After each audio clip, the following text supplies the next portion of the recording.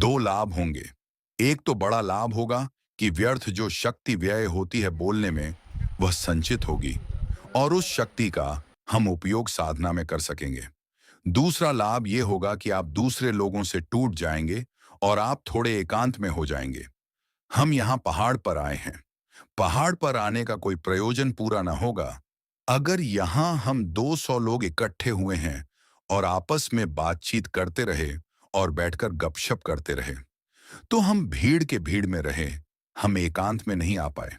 एकांत में आने के लिए पहाड़ पर जाना ही जरूरी नहीं है। यह भी जरूरी है कि आप दूसरे लोगों से अपना संबंध थोड़ा शिथिल कर लें और अकेले हो जाएं। बहुत नाम मात्र को संबंध रखें।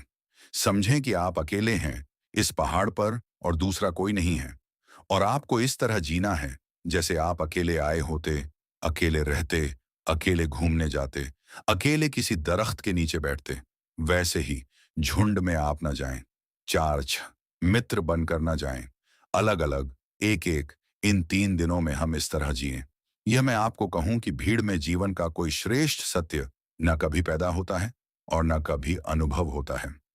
भीड़ में कोई महत्वपूर्ण बात कभी नहीं हुई है। जो भी सत्य के अनुभव हुए हैं वे अत्यंत एकांत में और अकेलेपन में हुए हैं। जब हम किसी मनुष्य से नहीं बोलते और जब हम सारी बातचीत बाहर और भीतर बंद कर देते हैं, तो प्रकृति किसी बहुत रहस्यमय ढंग से हमसे बोलना शुरू कर देती है।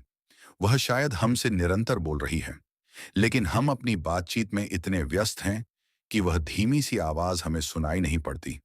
हमें अपनी सारी आवाज बंद कर देनी होगी ताकि हम उस अंतस चेतना की आवाज को सुन सकें जो प्रत्येक के भीतर चल रही है। तो इन 3 दिनों में बिल्कुल बातचीत को क्षीण कर दें स्मरण पूर्वक। अगर आदतवश बातचीत शुरू हो जाए और ख्याल आ जाए तो बीच में वहीं तोड़ दें और क्षमा मांग लें कि भूल हो गई। अकेले में जाएं।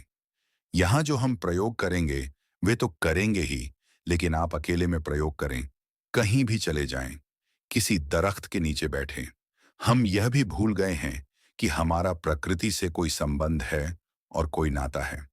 और हमको यह भी पता नहीं है कि प्रकृति के सानिध्य में व्यक्ति जितनी शीघ्रता से परमात्मा की निकटता में पहुंचता है उतना और कहीं नहीं पहुंचता। तो इस अद्भुत 3 दिन के मौके का, अवसर का लाभ उठाएं। अकेले में चले जाएं और व्यर्थ की बातचीत न करें। वह 3 दिन के बाद फिर करने को आपको काफी समय रहेगा, उसे बाद में कर ले सकते हैं। इस तीसरी बात को स्मरण रखें कि अधिकतर 3 दिन मौन में, एकांत में और अकेले में बिताने हैं। सब साथ हों तो भी अकेले में ही हम बिता रहे हैं। साधना का जीवन अकेले का जीवन है। हम यहाँ इतने लोग हैं, हम ध्यान करने बैठेंगे तो लगेगा कि समूह में ध्यान कर रहे हैं, लेकिन सब ध्यान वैयक्तिक है। समूह का कोई ध्यान नहीं होता। बैठे जरूर हम यहाँ इतने लोग हैं, लेकिन हर एक भीतर जब अपने जाएगा तो अकेला रह जाएगा।